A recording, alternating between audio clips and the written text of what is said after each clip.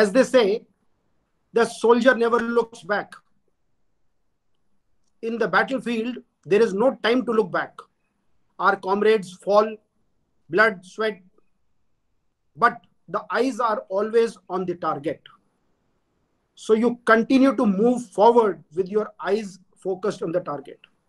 So the day Dr. Satyakam approached me that I have to speak on this Mahotsam Karyakram, 75 years of independence, I told him that I would not like to look back, and I would like to talk to this budding generation about something future.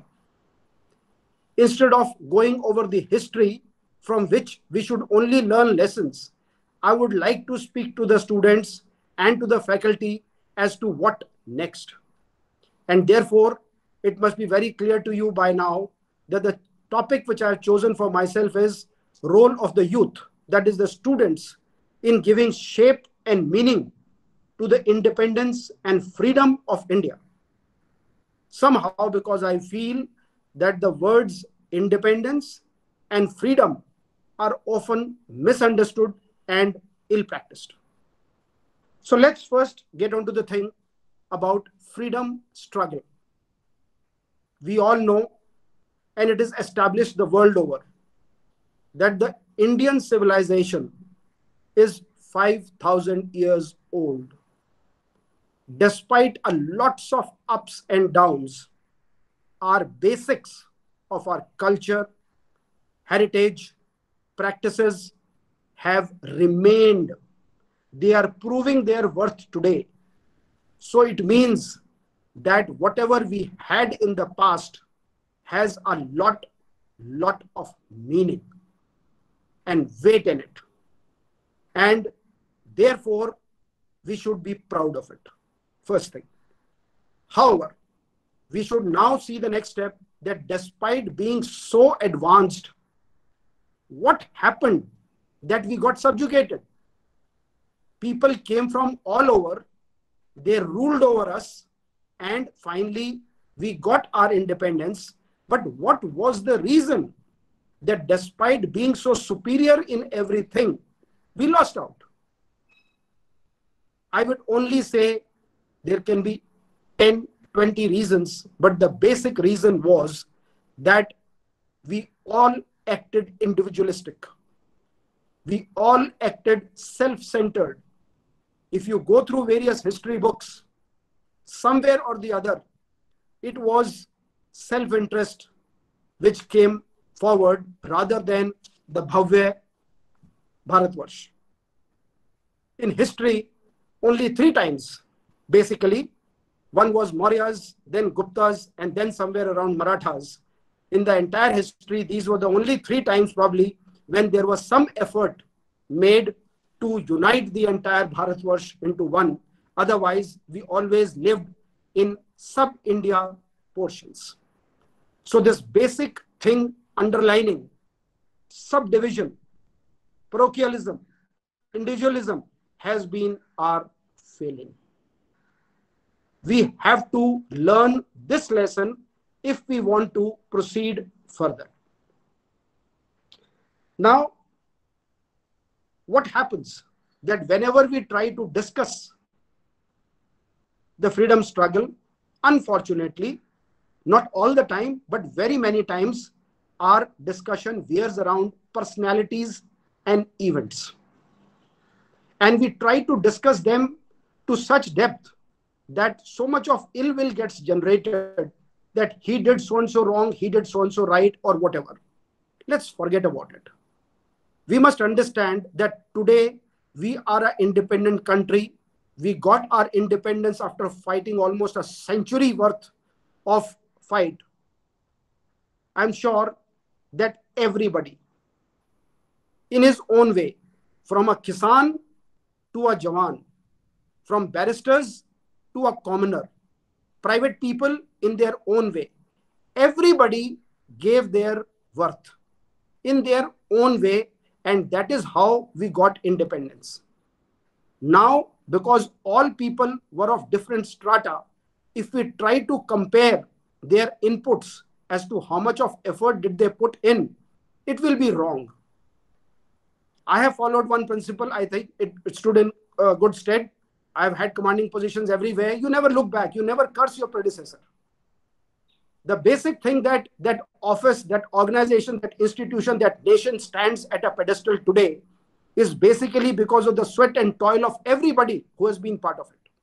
Big or small is immaterial. So therefore, one should always look forward. And therefore, my first thing to everybody is that let's look forward. What next and how to go about it. We have to have a vision.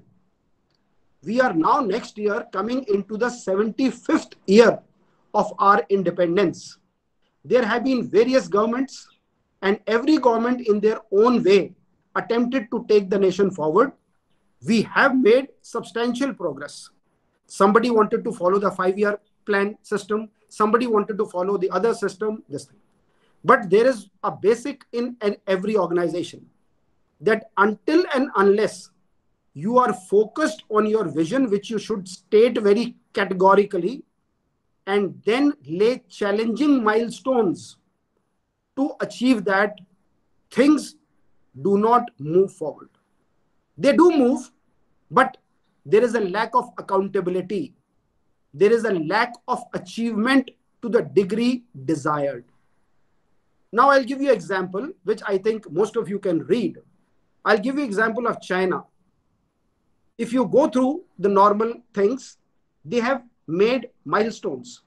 2020 was the milestone when they said that we will have a modernized army. They have almost achieved it. 2035 is the time when they want to become the world's leading technical power. And 2050 is the time which they have laid for themselves to become the world power. Good challenges. India, for the first time, a major milestone has been set, which is quite creditable. But similarly, in every field, in every domain, milestones have to come.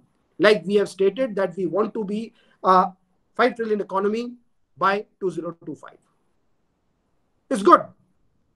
So such milestones have to be regularly laid down by everybody in each vertical of the country progressing. Now, coming on to for the students to know what are the pitfalls. Where have we gone wrong? Because unless we identify that, possibly we will not be able to get over these problems. Our first problem has been that we have broken the basic system which existed. Family system. Because family gave a lot of support. We aped the West. We tried to follow their systems. But today, the Westerners are trying to follow the family system, and we have come onto the unitary family. There is no support. Everybody feels so insecure. Look at today, Corona. The family is split in 5 different places. There are no support system available. The son is not available for the father is not available for the daughter, and so on and so forth. The family system has its own value, and it keeps you together. And when I say family, it does not mean father, mother, and children. It is the larger family also. There are 10 houses in a mohalla, 10 houses become a family. If there are 50 houses in a village, it becomes a family. And so forth. And of course, at the larger thing, it is Bharatvarsh. It's a family by itself. Unless this ethos gets into our mind, we would not succeed. Second is character. That are we truthful? Are we following a proper value system? No. There is a lot of problem. I know some people will say that the system is such. I do agree the system is such. And sometimes you are almost tempted and forced to break the value system. But let me share with personal experience. I have not paid a penny till date. I might have waited for a thing for 5 days, but I did wait and suffered it. And I say it with conviction that if everybody adopts this stance, then the things will move forward. Believe you me, that no system, no governance can overcome if the character is loose. If people don't have character, then every system which you institute will fail. You are having lack of oxygen, you are having lack of remdesivir, doctors are being blamed for selling medicines, the compounders are being blamed, so on and so forth. This is just a recent example. So character is the second thing which is our failing. The third is education. Education is the most important aspect in developing the personality of an individual when from a child to his adulthood, so that he can become a contributing member of the society. Now, there is somewhere a mismatch that we all feel that achieving or getting a degree awarded is that you have got educated. No. I'll give you a flat example. I will not take names. As a vice chancellor, I interviewed 250 people, PhDs, for getting my faculty. I did not find more than 10 people worth their salt. A PhD in physics could not give me answers to my question. When I asked him, give me 5 names or parts of this air conditioner, he could not even name 5. This is the level where we have reached. I am sorry to say, but it is largely true that, and this responsibility is not on the faculty. This is on the students, because it is you who knows the best as to how much of knowledge do you have within you. If after getting a degree, you are unable to produce that amount or that quality of work, it means that you are hollow inside. So therefore, go for the meat. That is more important. You have to create your own self-worth. Both my children are in the corporate. These days, when the CV is asked, they say, don't give me your educational qualification. You go through 5 to 6 rounds of interview because they want the worth inside you. What are you worth? That is what has to come out. That is what will give you job. That is where your performance will come. Degrees don't count. People have stopped that MBA mark which was there, that corporate sector has put it aside. MBA is no guarantee that you are worth your salt. So therefore, you have to work hard and create your worth. Next point is that due to this weakness amongst us, the hollowness in the society has come. Now let me elaborate. What has happened? Today, India calls itself the IT head of the world. Now, in the real sense, if I may ask, are we the real IT head? No. We started with call centers. We were the service providers. What are we today? Same, little bit of graduation. We have started making a few apps, but we are giving those apps as service providers to somebody else. Which are the main apps? The Google, all these search engines and everything is being owned by somebody else. So you have, or we have as Indians, largely become educated labor force. Our employee, we are not leaders. There is a stark difference in the mentality and the method of working of a leader and a workforce. A workforce is only satisfied with limited goals. He says 8 to 10 office. After that, I'll get my salary and that be it. Thank you. He doesn't start thinking as to how to grow in life. A leader has got a different perspective. He sees everything that it is me who will run the show. It is I who will create things. It is I who have to win. It is I who have to lead my team. And therefore, the mentality of a student has to change. He has to become a leader and not a led. This is another change, and this change will only come when you feel confident in your heart that I am worth my salt. I can move things. And there is nothing. I now quote another example. My daughter, rather both my children were in Army Public School, Noida, when I was commanding in J&K. And there was one principal there. He said only one thing. He knew every child by name, and he said one thing: Beta, whatever interests you in life, do that.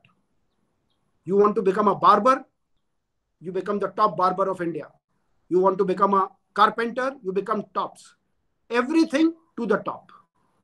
There is nothing small and big in the world. We have overcome that. In India, parents used to feel that only doctors and engineers and vakils used to be the professional things. Now there is no bar. No parent is asking his child that whether he is working in a KFC or whether he is working in a call center or whether anywhere else. That phobia has gone. So therefore, come out of that phobia, but become a leader. Train yourself to be a leader and not a lead. Initially, you might want to get into as an employee because you have to gain experience, but ultimately and fastest, you have to try to become a leader. Last point in this particular head is polarization of the society. So whether it is in the name of religion, caste, ethnicity, somehow I get too disturbed because we never faced it in the army. We were all one. Right from beginning, we never asked anybody which state does he belong to. That was for administrative reasons different, but we never asked which place do you belong to, what's your family, who's your brother, who's your this thing. Never created any dissension. Right from a Sipahi to a general, everybody was same.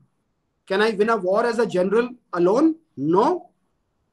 My man, who was the junior most in my unit, he was equally as important to me to fire and win the battle for me. So therefore, everybody equal. But somehow, in the overall strata in the country, the lines of division still remain. And the biggest problem creator is the caste and the religion. There is no difference.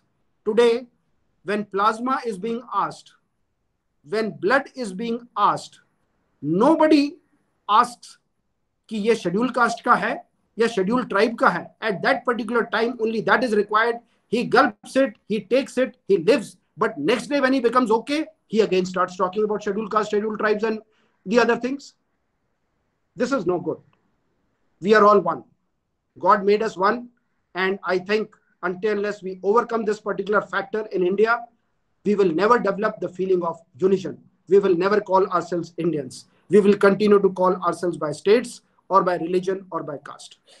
I remember I always put one caption behind my seat throughout my service career: work is worship.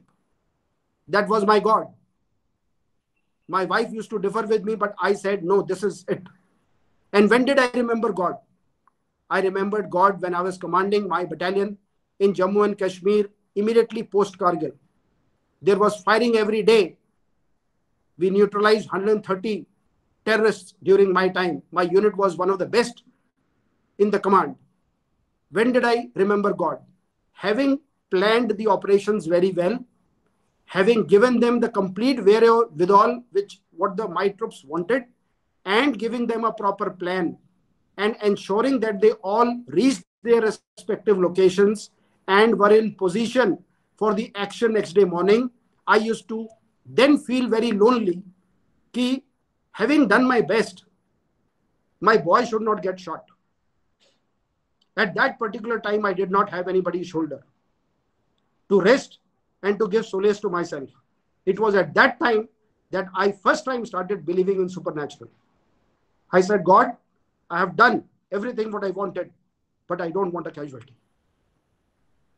So religion and beliefs are your personal emotional comfort. They are not to create divisions in the society.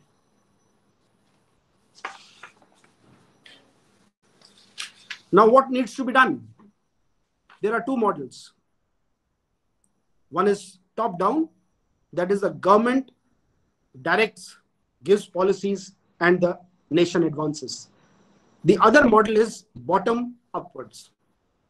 But somehow in our country, we always blame the administration or the government that they are not doing their bit. But let me tell you, students, that both are equally important. No single formula can work. if we keep on thinking that the government will do everything, they can't. It is beyond them. The major push has to be bottom upwards. It has to be bottom upwards. And who are the bottom? We are the bottom. You are the bottom, because you are the budding flowers of the society. Anybody who has blossomed is difficult to change. I'm 60 years. So is your faculty, very many members. For them, change is difficult. They can change, but it is difficult. Who can change? You can change. You can change your mindset. You can change your focus, and everything will start falling in place. So my appeal is that take this responsibility, take this challenge, that you are the ones who are going to shape the destiny of this country. Every leader in this world knows that India has this strong point. We have a largest younger generation, which is going to unfold in the years to come. So if you are empowered, if you are motivated, nobody can stop us from doing anything. Now, what do? I'll give out some very basics. It might appear very small, but the thing is that that is the basic, because we think that everybody has to start working from here. No, everybody has to start working from the ground level. So the first recommendation to you all is emerge individually as a strong individual. Make yourself saksham. Make yourself full of gyan, not degrees. So 3 things. First, you have to be healthy, definitely, because healthy mind comes in a healthy body, and you can do things physically if required. Second thing is quality education. I remember, let me give you another example. I was very scared of maths. In my 9th class, I opted for physics, chemistry, biology. I never wanted maths. But after 11th class, I wanted to join NDA, National Defense Academy, and be an officer of the Indian Army.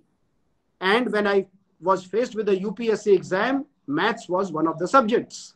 What choice did I have? Nothing. Believe you me, I sat with the books of 9th, 10th, 11th, and I started from a scratch. I rather picked up maths books of 6th, 7th class, and I started from there. In 3 months, I learned adequate so that I could pass my exam. Another formula which I learned down my line is that education comes by reading the basics. We all have so many books, but what do? We use friends' notes. We use kunjis. We use guessworks. We use guess papers. So the books which contain 100% or maybe 90-95%, by coming down to kunjis, we have already reduced the content to 30-40%. And what you get in the exam is just passing or fail. But what have you digested? You have only digested 30-40% content of your complete syllabus. Can you be good? No, you can't be good, because that 60-70% of the syllabus, you don't even know what was there in that. You just got a degree.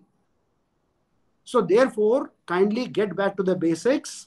There is no requirement of tutorials. There is only guidance required. Get back to your books.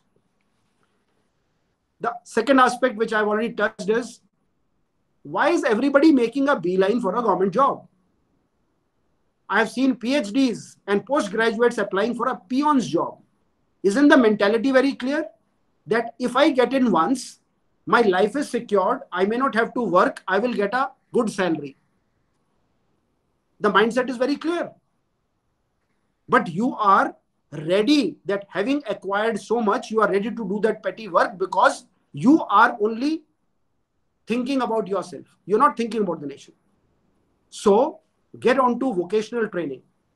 In very many Western countries, people, not everybody does graduation.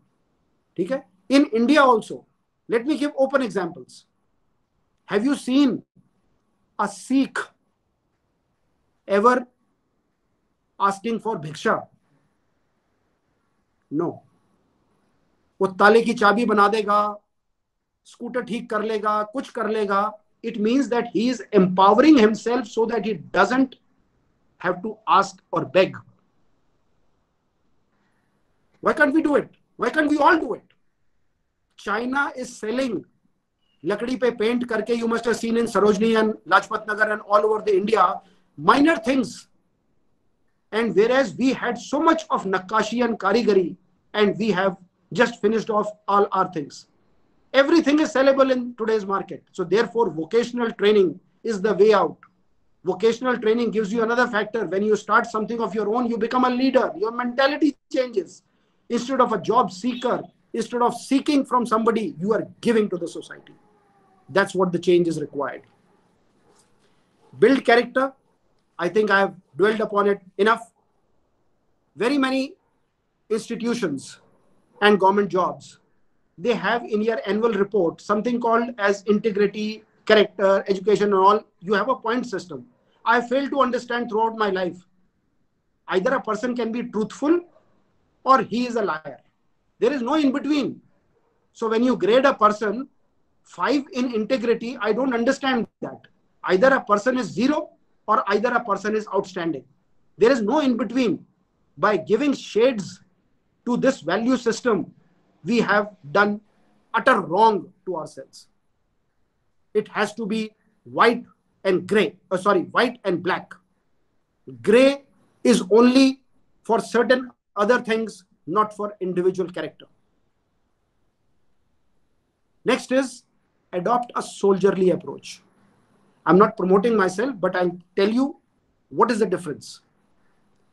When a soldier gets enrolled, he is signing on his death warrant.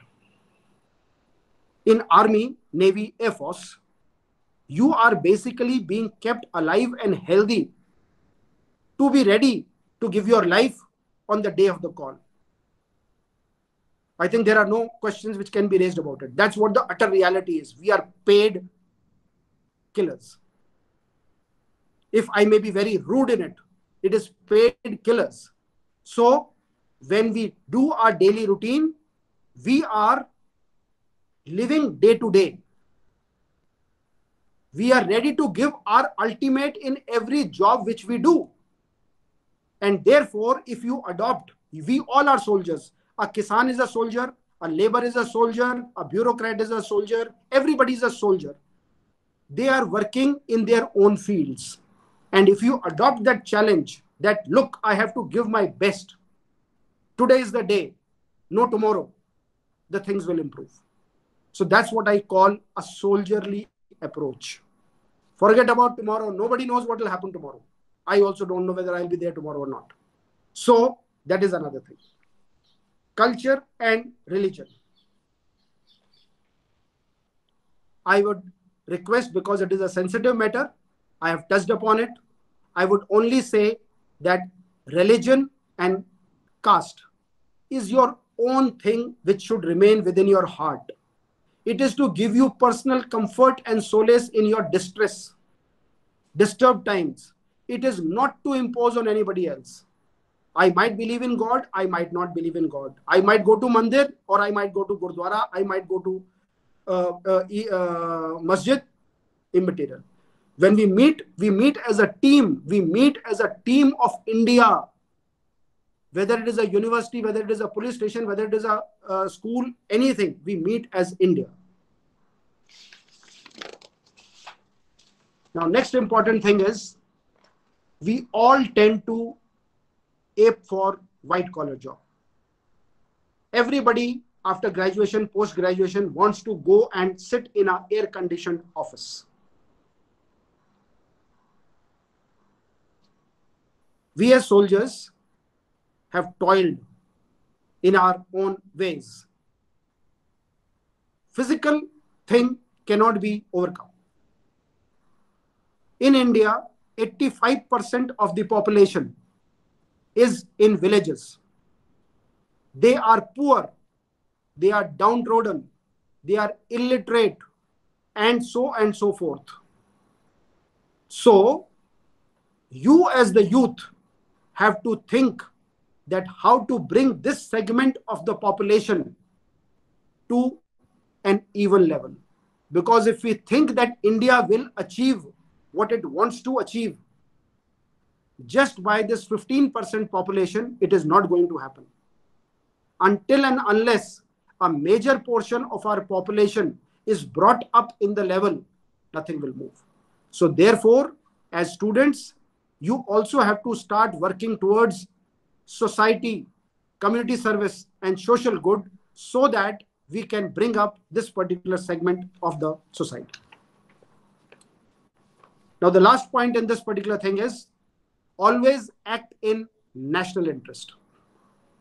I'll give you a recent example. America, when Trump was the president, and last year, when Corona just started, a very simple example I am giving, that chloroquine was the tablet which was considered as one of the medicines. And when India refused, Trump threatened in open public.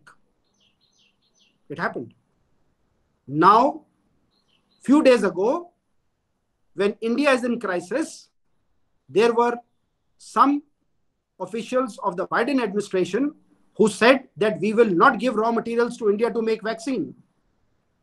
What does it show? 2 days later, there were talks at higher levels and the things got streamlined. But what was the lesson? The lesson is that everybody acts in national interest. National interests are prime. And therefore, you people, apart from your studies, should also devote time towards geopolitics and geostrategic studies so that you understand as to how the world is behaving, how the world is progressing, and in what direction do you need to move forward. Another weakness which creeps in is that at what stage the student should take its focus away from studies. You know the old Indian system? Children were taken away by the gurus for first 25 years for studies so that they were away from the world dynamics and they were purely concentrating on studies. Now that environment is no more there. A lot of people, a lot of students are getting into politics. I don't say that National Students Union of India or the Akhil Bharatiya Vidya Parishad or such unions are bad. But you have to be intelligent enough to find your ways through that what is good for you and what is bad for you and at what time it will be good and at what time it could be bad. Put your energies towards empowering yourself. That is the first and the whole soul requirement. Rest everything will follow. Now, can we do it? Last thing of my talk today. There is always this big question which comes that are we capable of doing it? Yes, we are capable of doing it. Indian mind, Indian person is the most versatile human being on this earth. It is acknowledged the world over. It is vindicated by the fact that very many top CEOs in the Western world are ours. Sundar Pichai, Nadella, you take names anywhere. They say 35% of the engineers in US and 50% of the doctors in US are Indians. You see a lot of people into NASA who are Indians. What has happened? Just because sometimes we in India could not provide them a pedestal and sometimes the other countries paid a higher price and took them away from us. That is what has happened.